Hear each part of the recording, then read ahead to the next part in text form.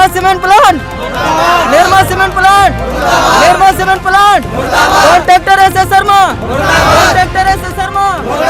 3 से 4 दिन से भोजन नहीं मिला सर, 2-3 दिन के सारे बंदे यहाँ पे भूखे बैठे हुए हैं और दिन रात बोलते हैं ड्यूटी करने जाओ, बिना खाने ड्यूटी कैसे की जाए सर। नमस्कार, मारवाड़ एक्सप्रेस में आपका स्वागत है। मैं हूं विकास राज भाटी और हम खड़े आज जयपुर जोधपुर हाईवे के बीच में। क्यों खड़े इसलिए साहब की जो मजदूर वर्ग रोटी कपड़ा और मकान की आस में अपने सूबे अपने प्रांत को छोड़कर बड़ी बड़ी फैक्ट्रियों के लालच में दिन रात काम करने के लिए आ जाता है, मगर जब एक कोरोना जैसे छोटे सा वायरस आ पड़ता है तो फैक्ट्री वाले अपना अपना रंग दिखा देते हैं और उन लोगों के फ़ोन भी पूरे नहीं उठाते। आज हमारे साथ में देख सकते हैं कि कितना बड़ा श्रमिक वर्ग, चारों तरफ 50 से 100 लोग खड़े हैं, मगर इनकी जो इंडस्ट्री वाले हैं इन्होंने इनको बाहर निकाल दिया और कहा है कि आप अपने क्षेत्रों में जाइए। अभी तक प्रशासन का भी इनके साथ कोई भी सहयोग नहीं लौटा है, इनके खाने पीने की कोई व्यवस्था नहीं है। आइए इन लोगों से जानते हैं और ख़ास तौर से ये बात आपको ध्यान रखने की है कि यहाँ के जो श्रमिक है वो कौन से क्षेत्र के हैं। हमारे जैतारण क्षेत्र की सबसे बड़ी सीमेंट फैक्ट्री जिसका नाम है निर्मेक्स सीमेंट, आज पोल्यूशन करना हो तो उनको जैतारण तहसील चाहिए, उनको वाहनों से सड़क तोड़नी हो तो उनको जैतारण तहसील चाहिए, मगर ना तो जैतारण के श्रमिकों को उन्होंने काम दिया और जो श्रमिक बाहर से आए बेचारे उनके साथ भी क्या व्यवहार किया, आइए जानते हैं। हमारे साथ में कुछ लोग हैं सर, थोड़ी सी सोशल डिस्टेंसिंग रखें। क्या नाम है सर? पंकज नाम दियो सर। कहाँ से पंकज जी? सपना MP से सर। MP से। कहाँ काम करते हैं आप?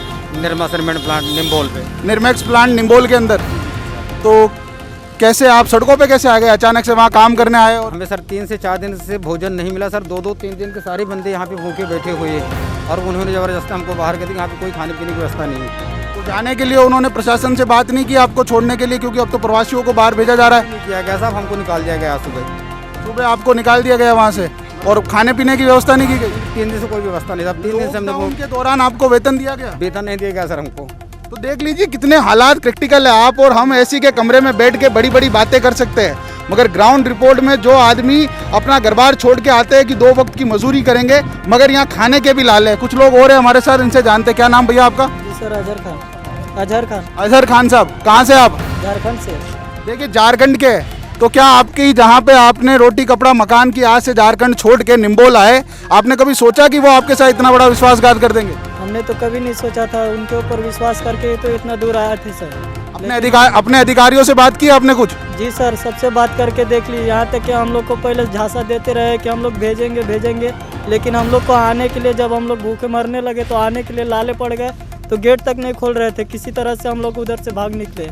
अगर वहाँ रहते तो हम लोग को और भी परेशानी ज़्यादा बढ़ जाता, इसलिए हम लोग सड़कों पे निकले। भावुकता का मंजर देखिए कि बोलते बोलते लोगों की आंखों में पानी तक आने लगा है। प्रशासन से खास अनुरोध है, इनके लिए कुछ व्यवस्था की जाए और खासकर ऐसे प्लांट जो अपने निजी स्वार्थ के चलते हुए जब तक उनकी ऐसी की हवा ठंडी रहती है तब तक इनसे काम करवाते हैं और जब हल्की सी भी हवा गर्म करने लगती है तो उनको बाहर निकाल देते हैं। आइए कुछ लोगों से और परिस्थिति जानते हैं कि हालात कितने विकट है।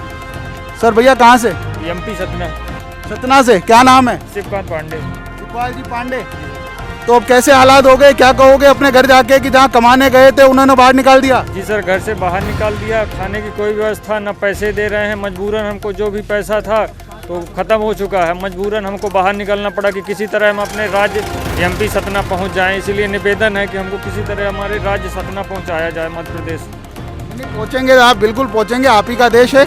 मगर आप मुझे जरा से ये बताइए कि कितने दिनों से आप फैक्ट्री के अंदर रह रहे हैं? कितने दिनों से रह रहे हैं? सर 1.5 महीने से लॉकडाउन में फंसे हुए हैं। कोई व्यवस्था, किसी 1 रुपये भी नहीं दिया गया कि ये लॉकडाउन में पैसा जो आता है सैलरी, हमको 1 रुपया नहीं दिया गया। आपको पता होगा सरकार ने कहा है कि अपने मजदूरों का भी हक ना मारे और उनको भी बराबर सैलरी देते रहे। 1 रुपया भी किसी को भी नहीं मिला? किसी को नहीं मिला और दिन रात बोलते हैं ड्यूटी करने जाओ, बिना खाने ड्यूटी कैसे की जाए सर। फंसे हुए थे इसीलिए हमको निकलना पड़ा। तो आप किस अधिकारी के जोन में बैठते थे? आपके ऊपर के अधिकारी का नाम बताया मुझे। मेरे SS शर्मा जी हैं।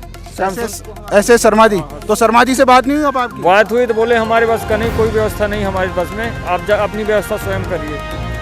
देखिए आप इन 2 लोगों से हम और बात करके देखते, इतना बड़ा हुजूम है और खासकर हमें तो दया की दृष्टि है, मगर जो लोग सुन रहे हैं उनसे विनम्र निवेदन है कि ऐसी खासकर ऐसी फैक्ट्रियों के या तो उनके सामान का बहिष्कार करें, क्योंकि वो आपके क्षेत्रों को कहीं ना कहीं इतनी नकारात्मकता में ले जाएंगे कि आप उभर के बाहर नहीं आ पाएंगे। क्या नाम है सैया? सर मेरा नाम मनीष है। मनीष जी कहाँ से? यूपी से सर। यूपी से।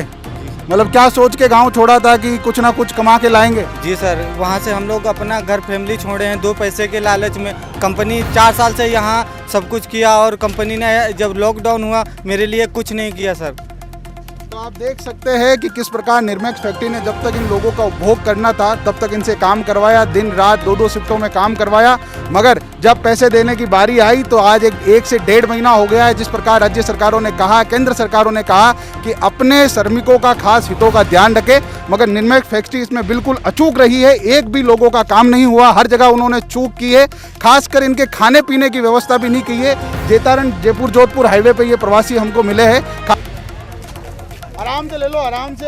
यहाँ पे अगर कोई रह जाए, आगे और भंडारा चल रहा है, सिर्फ 1.5 किलोमीटर आगे वहाँ खाना और पड़ा है। आराम से बैठ के खा लो, कोई दिक्कत नहीं। थोड़ा डिस्टेंस ले लो, अभी बारिश हुई है, इधर आराम से बैठ जाओ। देख सकते हैं मेरे पीछे प्रशासन ने तो किसी प्रकार की व्यवस्था नहीं की, मगर जो स्वयंसेवी संस्थान है, खास करके बाबा रामदेव सेवा समिति राम रसोड़ा, जिसके संचालक है श्री कालू राम जी बागड़ी साहब, उनको एक निवेदन हमने किया और उन्होंने करीब 50 से 100 लोगों के खाने की यहाँ पे व्यवस्था कर दी गई है।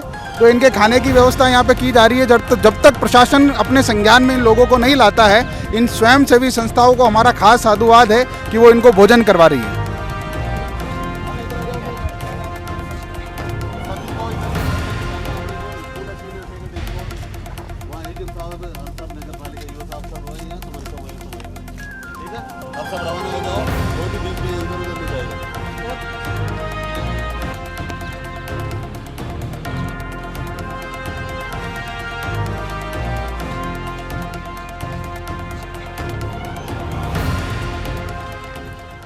देखिए, मीडिया के संज्ञान में आने के बाद हमने प्रशासन को सचेत किया और प्रशासन ने थोड़ी जल्दी दिखाई और इन लोगों के बारे में सोचा। तो देख सकते हैं कि राजकीय उच्च माध्यमिक विद्यालय जेतारण में इन सारे लोगों को रुकने की और क्वारंटाइन करने की व्यवस्था की गई। सबके नामों का पंजीकरण किया जा रहा है कि इनको अपने गंतव्य स्थान तक पहुँचाया जा सके। इनके रुकने की और खाने की भी व्यवस्थाएँ करवाई गई। हमारे साथ में नगर पालिका के अधिकारी वर्ग में श्री इंदर सिंह जी है। इंदर सिंह जी के हम जानते हैं कि इनके लिए क्या व्यवस्था की जाएगी सर? हेलो, हाँ, मैं निर्देश मिला एडीएम ऑफिस से कि निमोल फैक्ट्री से 50-60 बंदे आ रहे हैं। तो ईओ साहब ने बोला कि उनके ठहरने के लिए स्कूल में कमरे खुलाए गए और उनको सैनिटाइज करने के बाद बिस्तर वगैरह दिए जाएंगे, खाने की भी व्यवस्था की जाएगी इनके पूरी। और सर, प्रशासन तो इनके खाने की व्यवस्था करेगा, मगर जिस फैक्ट्री से ये आया है वो भी बड़े संपन्न लोग हैं, उन्होंने इन लोगों को बाहर ही क्यों निकाला? इसकी सूचना तो हमें है नहीं, हमको तो इतना ही सूचना मिली है कि निम्बोल से आ रहे हैं। तो प्रशासन इनके खिलाफ कोई कार्रवाई की जाएगी? वो एडीएम साहब के ऊपर निर्भर है। कितने दिनों तक रोका जाएगा इनको यहाँ पे? शायद आज नाइट में बोला है यहाँ पे होल्ड, कल इनके लिए कहीं दूसरी जगह व्यवस्था करें, वो भी एडीएम ऑफिस से होगा। तो आप मेरे पीछे देख सकते हो किस प्रकार सोशल डिस्टेंसिंग का पालन करते हुए यहाँ लाइनें बनवाई गई है और आज करीब मध्य प्रदेश, उत्तर प्रदेश, झारखंड, सतना, हर एक जगह के यहाँ के प्रवासी भाई है। तो इनको आज यहाँ पे रोका जाएगा, इनका पंजीकरण, नाम, सारा पता यहाँ लिया जाएगा, जिससे इनके घर तक इनको पहुँचाया जा सके। जो बड़ी बड़ी फैक्ट्रियां हैं वो तो अपने अधिकारों को भूल गई है और अपनी नपुंसकता दिखा दी है, मगर जेतारण प्रशासन थोड़ा सचेत में आया है और इन लोगों के, इनके हितों के बारे में सोचा है। देखिए कल इनके साथ क्या व्यवहार किया जाता है, कहां तक इनको छोड़ा जाता है। और जो भी फैक्ट्रियों वाले हैं उनसे खास विनम्र निवेदन है कि ऐसी घटनाएं ना करें, इंसानियत का पालन करें। ये कोरोना का वैश्विक महादौर है, कल ये गुजर जाएगा, मगर ये मजदूर जो बाहर प्रवासी से आपके यहाँ काम करने आते हैं, किसी भी भरोसे के आपके यहाँ काम करने नहीं आएंगे, ना लोकल सपोर्ट आपको मिलेगा।